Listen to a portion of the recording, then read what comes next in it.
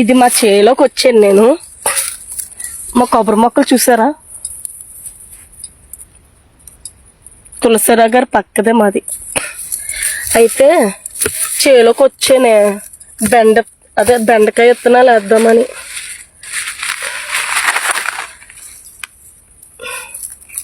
ఇలాగ చేలో మొక్కలు వేసుకొని ఫ్రెష్గా మందు లేకుండా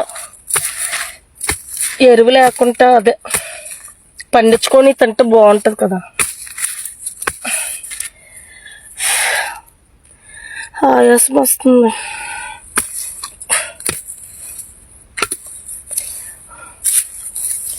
ఇదిగా అలా పోగుంది అక్కడ దాకా మాదే.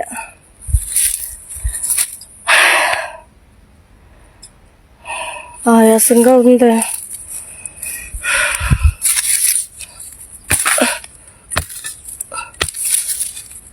ఇప్పుడే ఆలోచించాను వేద్దామా అని.